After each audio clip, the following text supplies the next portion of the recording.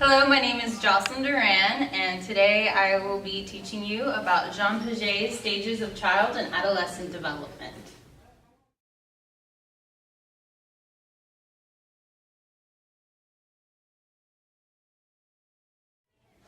Who is Jean Piaget? This handsome fellow was born in Switzerland on August 9th, 1896. He died in September 16, 1980. He was a bit of a prodigy when he was a child. He actually wrote his first scientific paper at the age of 11. And he also assisted with creating what we know today as the IQ test.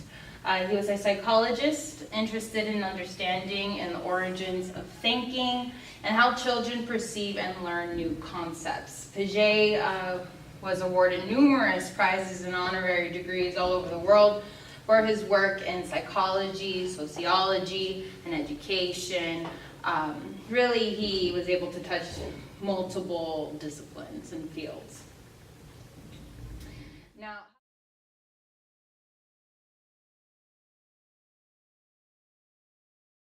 Now, how did Piaget develop the theory? Piaget was more interested in the structure and development of adolescent understanding over how well they learn new information. And the best way that he was able to theorize this was by observing his own nephew and daughter as they were growing up. At the time, it was believed that a child's mind was just a smaller version than that of an adult, and he realized that they weren't able to answer logical questions correctly as an adult would, and he wanted to know why. What was different about it. So by observing his children, he was able to theorize that intelligence is something that develops in predominantly 4 stages.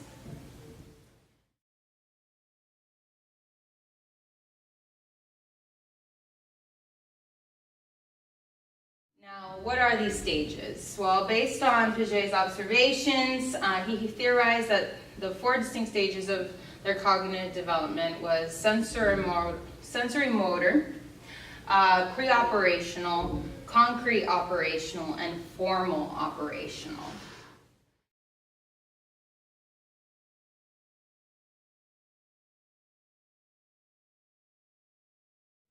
Sensory motor stage, its age group is from birth to 2 years of age.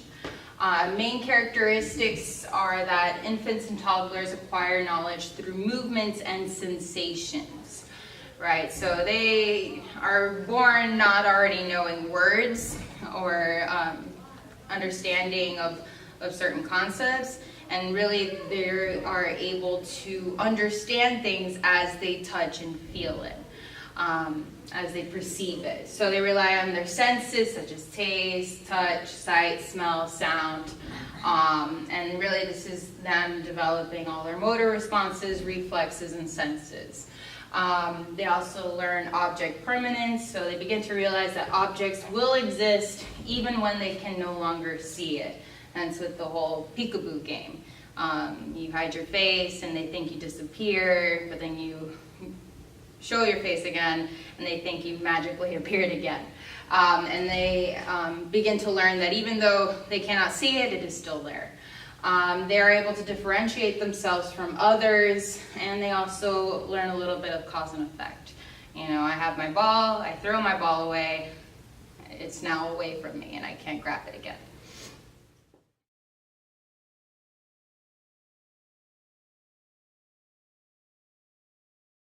The pre-operational stage is between ages 2 to 7. Its main characteristics, it's able to associate words and pictures to represent objects. So they see a picture of a ball and they think ball. They're very egocentric. Really all that they're thinking is me and how I am feeling about this, how this is affecting me, and they can have a little bit of a difficulty understanding the perspectives of others and how they feel about certain things. And they also think in very literal terms and they are unable to really understand abstract objects or ideas. So for instance, you tell them pigs fly, and they'll be like, really? Where? Now,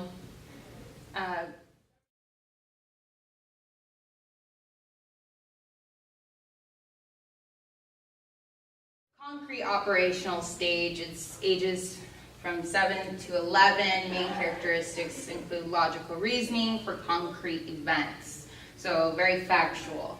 Operational thinking, and they begin to understand conservation. So something stays the same in quantity even though its appearance changes. So for instance, you have a very large cylinder filled with water, and then you have a very thin one, and they need to be able to differentiate or understand that even though they look different in appearance on how the water rests inside the glass, it's still the same amount of water that's in there. Now,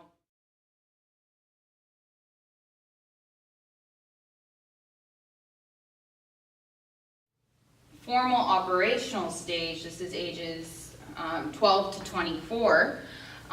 This is to understand and think about abstract ideas and concepts. This is when they are able to reason about hypothetical problems.